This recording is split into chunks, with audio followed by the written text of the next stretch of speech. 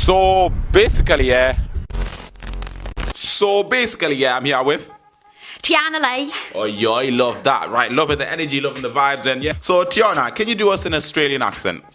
I don't know, mate. I mean, I was in the bush and this kangaroo just jumped out and it was on fire. I was like, what the hell?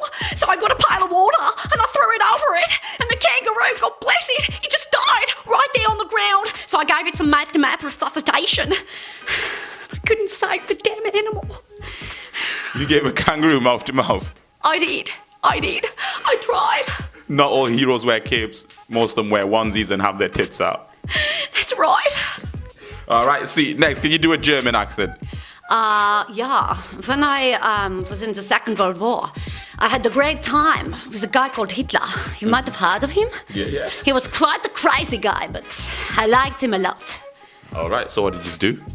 Well, he was into a bit of S&M kind of stuff. So he liked to get out the ribs, and he would like spank it really hard all of the time. You know? Spank that. So was it nice? Sometimes he went a little bit too far, but I was fine with that. Alright, see, next, can you do a Geordie accent?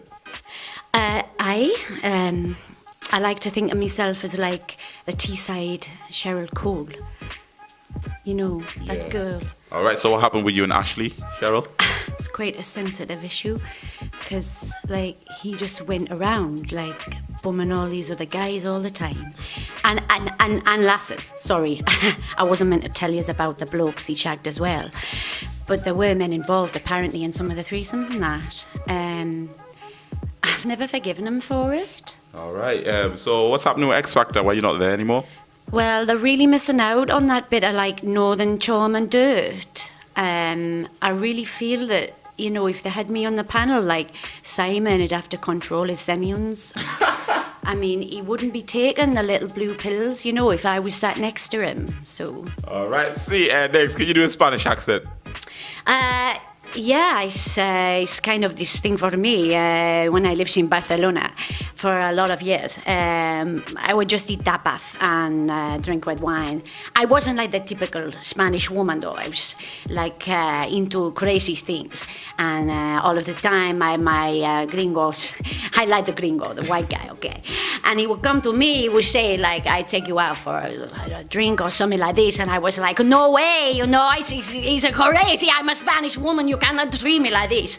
All right, see, so... Yeah. So why do Spanish ladies sound so crazy when they're shouting? Because, you know, it's all of the time. You come into this house, you treat me like this, and then you leave. I cannot understand all of the time why you do this to me, ASAP. All right, I'm sorry. And finally, can you do an Irish accent? Oh, totally. When I was living in Ireland, it was a great experience for me with the leprechauns. I mean, we used to go to the hills of Donegal where there was rolling hills, and the leprechauns there, they were so special. I mean, the way they skipped and hopped and sang was something you've never seen before. The nuns absolutely loved it, but they didn't really like it if you got too close to them, you know. They didn't like you with the opposite sex, because most of the time leprechauns were men.